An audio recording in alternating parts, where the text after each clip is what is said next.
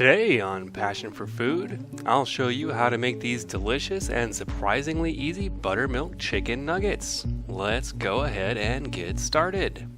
So first up here we have 2 chicken breasts, but let's give our knife a quick honing. A honed knife is a happy knife after all.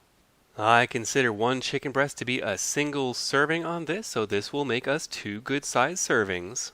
So let's go ahead and get these sliced up. You see that little piece on the end? You won't always see that. If you do, you know you have a good cut of meat. That's called the oyster. A lot of times they don't include that. Now, there is no perfect size and shape, but the general rule here is you want to pick a size and stick to it. So you want to figure out what size you want to do. Do you want to do nuggets? Do you want to do strips? And just stick to that size so everything cooks evenly at the same rate. I felt like there was a little too much fat and connective tissue on these little oyster pieces to make them into nuggets, so I'm going to save them and do something else with them later. And here I was going for about 1-inch pieces. I don't really care if it's rectangular, triangular, or what, just so long as it's about 1 inch.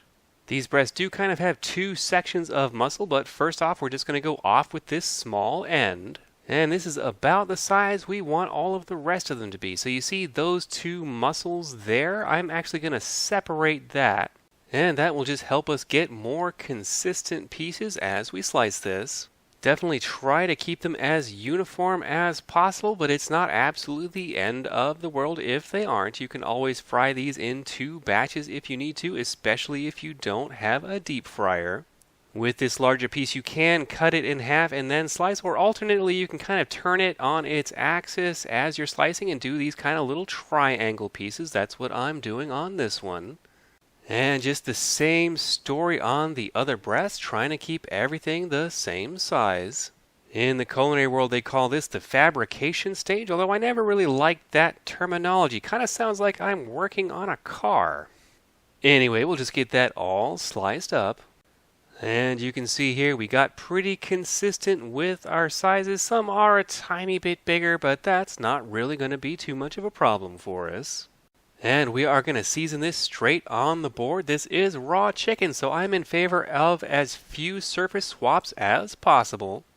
A lot of fried chicken recipes have you season the flour, not the meat. The problem I have with that is the seasonings are going to be on the outside where all of that heat is. So that puts your herbs and spices at risk of burning. Whereas if you season the meat itself, then it will be protected by the flour and you just don't have to worry about that. So we're going to salt and pepper this to taste.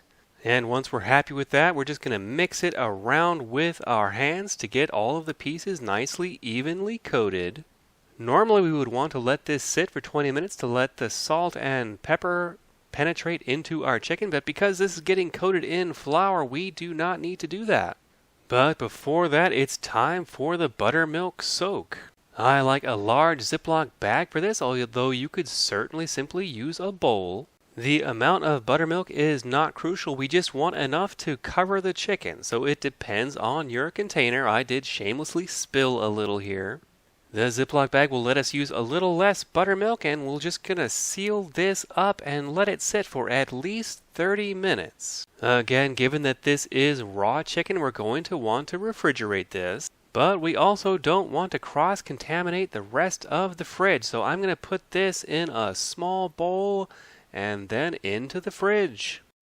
So here we are after 30 minutes, and I'm going to be employing a second Ziploc bag for the flour stage of this operation. I would suggest all-purpose flour. We don't want the crust being too tough. And again, because we're using a Ziploc bag like this, it will let us use a little less flour because it's so much easier to get things coated. I believe this is about 1.5 cups of all-purpose flour here. But wait, let's add a little more flour, you never know. And now it's time to pull our chicken out of the fridge and get that into our flour dredge. The majority of fried chicken recipes use the double dip method, but because the buttermilk is so thick, you don't really need it in this case, so we can get away with a single dip. So toss in your chicken pieces. Don't drain off too much buttermilk. We actually want that buttermilk in the finished product. As you're putting in the chicken, kind of shake around the bag. That way you're not just layering wet chicken on wet chicken. You don't want things to stick together here. That might be a problem later. We want to make sure we get all of that chicken. Sometimes it hides down in the corner. It can be a little hard to get, but now we're going to get them all in here. Once we have all of our future chicken nuggets in the bag, it's time to give it a seal and then a shake. This will get us the most even coating with the least amount of mess. Again, you can simply use a bowl if you want, but I prefer to have fewer dishes to make, so I'm willing to use 2 Ziplocs for this recipe. And because our chicken is cold and we're about to cook this in about 30 minutes, I'm not going to refrigerate it this time. I'm going to simply leave it on the board for about 15 minutes. Let that flour hydrate in, and then we're going to shake it one final time. So that's it, only 2 shakes on our chicken nuggets. And we're going to wait another 15 minutes, and then we're ready to fry. Now, you don't really need a deep fryer for this, but I have one, so I figured I might as well use it. Here I'll show you the benefits of waiting that 30 minutes. You can see that the flour has really hydrated onto the chicken and that crust isn't going anywhere. I like to fry these at about 325 with the size that they are, and I'm only going to do half at a time. If you crowd this, you're going to often wind up with soggy nuggets, and that's just no fun. So we want to put them in here in a single layer, and you could do this in a pot or pan. You just want to dip the corner of the chicken in and see if it sizzles. If it does, you're ready to put them in. So let's take the plunge here and get frying.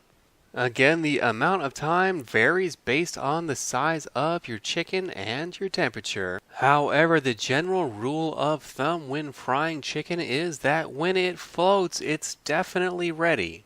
In fact, probably a little over ready. So if everything is floating, you've probably overcooked it slightly, but that's okay. It'll still be delicious. You want to shake them up a little bit after the first 30 seconds or so. Just make sure nothing's sticking together. Everything's forming its own independent crust. I cooked mine about 6.5 minutes here, but we're going to zoom through it so I can show you these final beautiful chicken nuggets. And as you can see here, we got a great golden brown color on these. You can drain these on paper towels, but I just like to let them drain in this little wire rack. It lets things drip down just perfectly. And that's it. Let's go ahead and plate these up. And I have some of our Passion for Food homemade barbecue sauce. Check out the link in the top right for how to make that. I love this particular fried chicken technique because it's easy, relatively quick, and produces great results every time, especially with this white meat chicken that we're making these chicken nuggets out of. These were juicy and delicious with a tiny bit of tang from that buttermilk, and the crust is just the right amount of crispy. I really hope you give these a try. That's worth it. I really hope you've enjoyed this episode of Passion for Food. If you have, please give me a thumbs up below and consider subscribing and hitting that little bell to be notified of our weekly episodes. This has been Graham with Passion for Food.